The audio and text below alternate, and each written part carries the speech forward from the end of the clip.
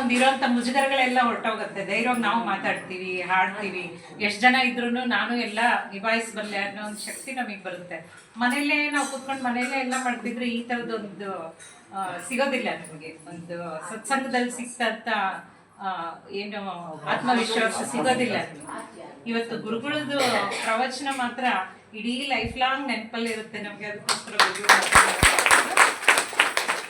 ಕಾರ್ಯಕ್ರಮದ ಬಗ್ಗೆ ಯಶೋಧಮ್ಮ ಒಂದು ಸಾಲಲ್ಲಿ ಹೇಳ್ಬೇಕಂತ ಕೇಳ್ಕೊಳ್ತಾರೆ. ಯಶೋಧಮ್ಮ ಕೂಡ ಅವ್ರ ಮನೆಯಲ್ಲಿ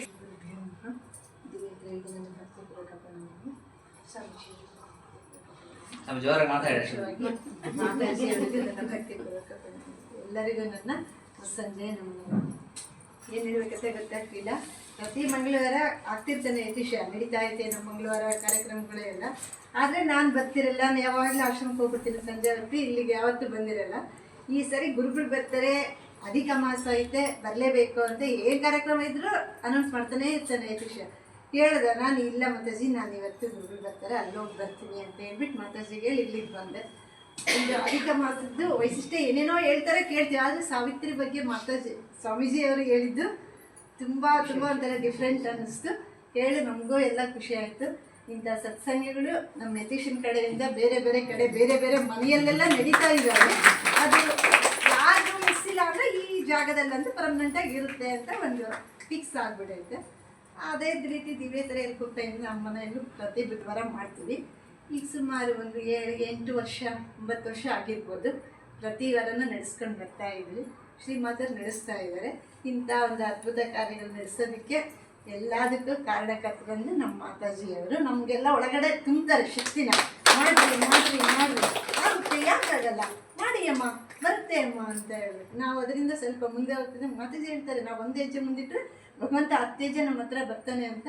ಅದು ಸತ್ಯಕ್ಕೆ ಸತ್ಯ. ನಾವು ಯಾವಾಗ ಮನಸ್ಸು ಮಾಡ್ತೀವೋ ಅದು ನಡೆಯುತ್ತೆ. ನಾವು ಮನಸ್ಸು ಮಾಡಲ್ಲ, ಅದು ಯಾವುದೂ ಬರಲ್ಲ. ನಮಗೆ ನೋಡೋಣ, ಅದು ನೋಡ್ತಾನೇ ಇರ್ತೀವಿ. ಮಾಡೇ ಮಾಡ್ತೀನಿ ಅಂತ ಯಾವಾಗ ನಾವು ಒಂದು ದೃಢವಾದ ಸಂಕಲ್ಪ ತಗೊತೀವಿ ಅದು ನೆರವೇರುತ್ತೆ. ಎಲ್ಲರೂ ಮಾಡ್ತಾರೆ, ನಾನು ಅಂತಲ್ಲ, ಯತೀಶ ಅಂತಲ್ಲ, ನೀವು ಅಂತಾರೆ, ಎಲ್ಲರೂ ಮಾಡ್ತಾರೆ. ನಮ್ಗೆ ಅದಕ್ಕೆ ಒಂದು ನಾವು ಸಂಕಲ್ಪ ಮಾಡಿ ಭಗವಂತನಿಗೆ ಶರಣಾಗಬೇಕು. ಪೂರ್ತಿ ನಮ್ಮ ಆಳದಿಂದ ಬೇಡ್ಕೋಬೇಕು. ಅದು ನಡೆಯುತ್ತೆ ಕಾರ್ಯ. ಆ ಬುದ್ಧಿ ನಮ್ಗೆಲ್ಲರಿಗೂ ಕೊಡಲಿ ದಿವ್ಯತೆ ಇದೆ ಅಂತ ಕೇಳ್ಕೊಂಡು ಈಗ ಅವಕಾಶ ಕೊಟ್ಟು ಇದಕ್ಕೆ ಸಡನ್ನಾಗಿ ಕಲ್ತಾ ಇದ್ದೀನಿ. ಎಲ್ಲರಿಗೂ ನನಗೆ ಅವಕಾಶ ಕೊಟ್ಟಿದ್ದಕ್ಕೆ ಕಾರ್ಯಕ್ರಮದ ಬಗ್ಗೆ ಬಹಳ ಚೆನ್ನಾಗಿ ಅಭಿಪ್ರಾಯವನ್ನ ನಮ್ಮ ಮುಂದೆ ವ್ಯಕ್ತಪಡಿಸಿದ ಶ್ರೀಮತಿ ಜಿ ಯಶೋಧ ಪ್ರಕಾಶ್ ಅವರಿಗೆ ಜೋರಾದ ಚಪ್ಪಾಳೆ. ಇಂದಿನ ಕಾರ್ಯಕ್ರಮಕ್ಕೆ ಆಗಮಿಸಿರುವಂಥ ಎಲ್ಲ ಪ್ರೀತಿ ಭಕ್ತರಿಗೂ ಮತ್ತು ವಿಶೇಷವಾಗಿ ಪೂಜ್ಯ ಸ್ವಾಮೀಜಿಯವರಿಗೆ ಅನಂತ ಧನ್ಯವಾದಗಳು, ಕೃತಜ್ಞತೆಗಳು. ಪೂಜ್ಯ ಗುರುಗಳು ಎಲ್ಲೇ ಕರೆದ್ರು ನಾನು ಎಲ್ಲೇ ಅವ್ರನ್ನ ಕರೆದು ನಾನು